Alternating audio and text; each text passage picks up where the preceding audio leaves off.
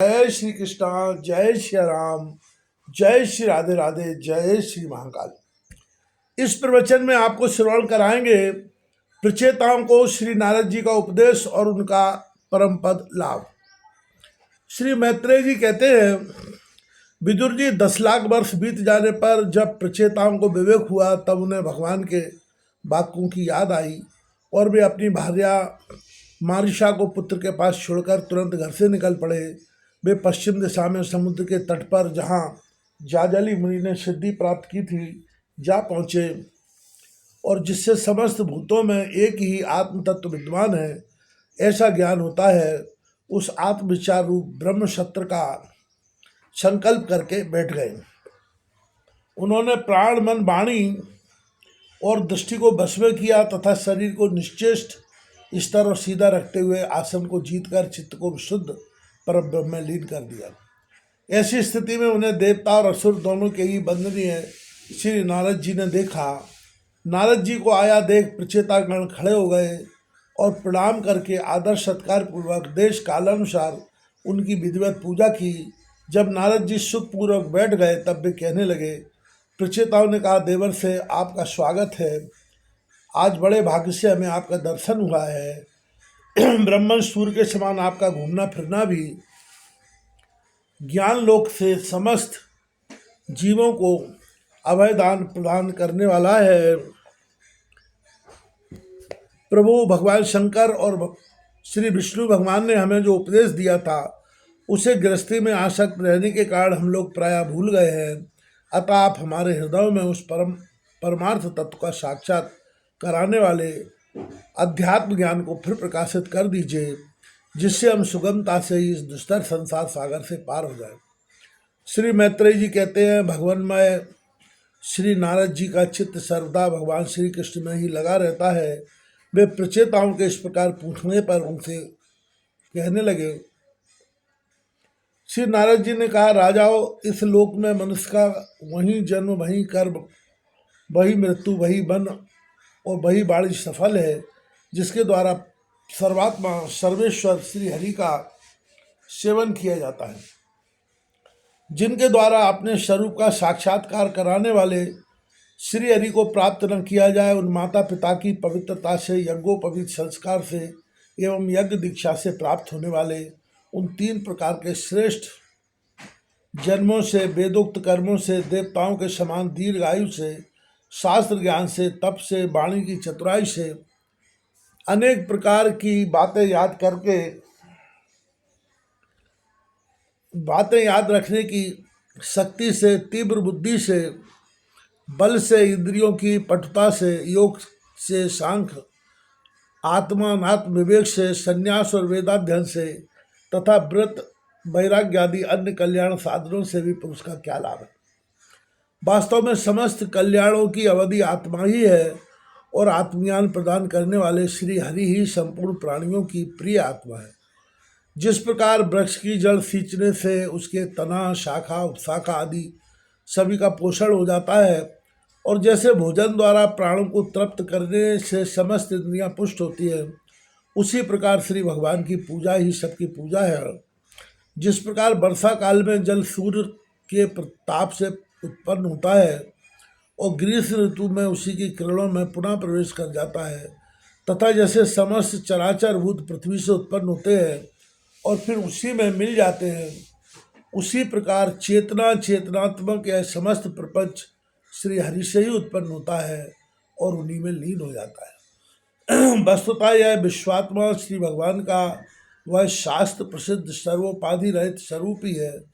जैसे सूर्य की प्रभा उससे भिन्न नहीं होती, उसी प्रकार कभी कभी गंधर्व नगर के समान स्फुरित होने वाला यह जगत भगवान से भिन्न नहीं है।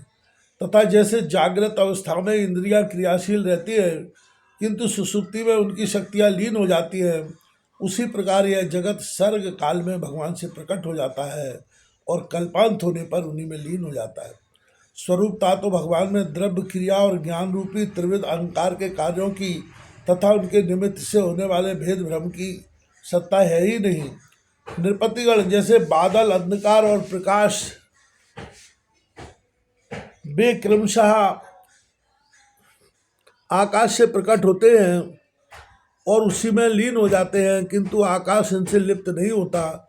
उसी प्रकार ये सत्व रज और तमोमय शक्तियाँ कभी पर ब्रह्म में उत्पन्न होती है और कभी उसी में लीन हो जाती है।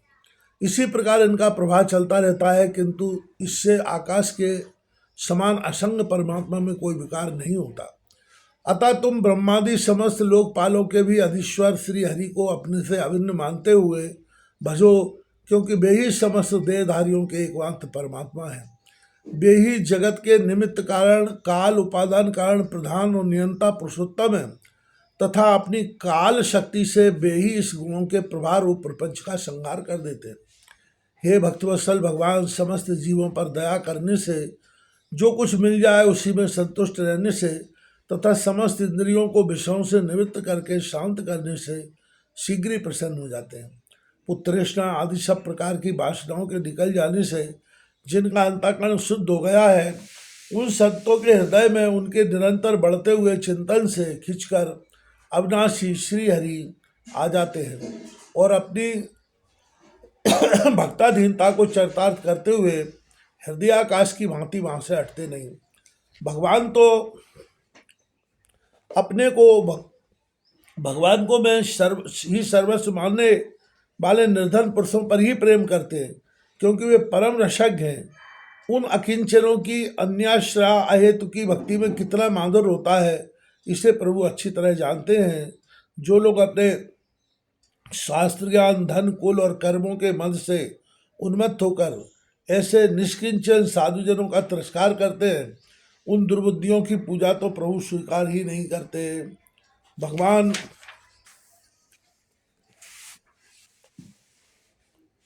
स्वरूपानंद से ही शांतिपूर्ण है, परिपूर्ण है।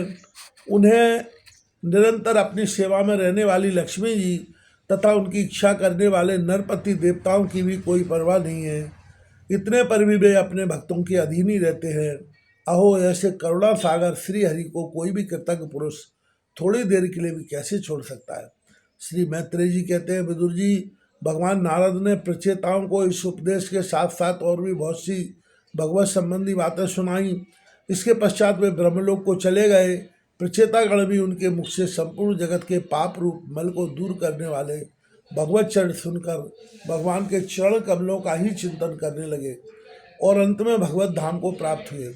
इस प्रकार आपने जो मुझसे श्री नारद जी और प्रचेताओं के भगवत कथा संबंधी संवाद के विषय में पूछा था, वह मैंने आपको सुना दिया। श्री सुखदेव जी कहते हैं, राजन, यहाँ तक स्वयंभू मनु के पुत्र उत्तानपाद के वंश का वर्णन हुआ, अब प्रियव्रत के वंश का वर्णन भी सुनो।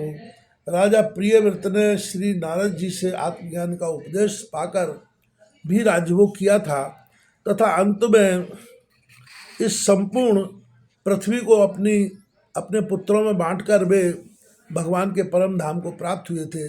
राजा निधर मैत्रेय जी के मुख से वह भगवत गुणानुवाद युक्त पवित्र कथा सुनकर विदुर जी प्रेम मग्न हो गए। भक्ति भाग का उद्रेक होने से उनके नेत्रों से पवित्र आंसुओं की धारा बहने लगी तथा उन्होंने हृदय में भगवत चरणों का स्मरण करते हुए अपना मस्तक रघुवर मैत्रेय जी के चरणों पर रख दिया। विदुर जी कहने लगे, महायोगिन, आप बड़े ही करुणामय हैं। आज आपने मुझे अज्ञानांधकार के उस पार पहुंचा दिया है जहाँ अकिंचनों के सर्वस्व श्री हरि विराजते हैं। श्री सुखदेव जी कहते हैं, मैत्रेय जी को उपयुक्त कृतज्ञता सूचक वचन कहकर तथा प्रणाम कर विदुर जी ने उनसे आज्ञा ली और फिर शांत चित्त होकर अपने बंधुजनों से मिलने के लिए वे हस्तिनापुर चले गए। राजन, जो पुरुष भगवान के शरणागत परम भागवत राजाओं का यह पवित्र चरित्र सुनेगा, उसे दीर्घायु, धन, श्रेष्ठ, क्षेम, सदगति और ऐश्वर्य की प्राप्ति होगी।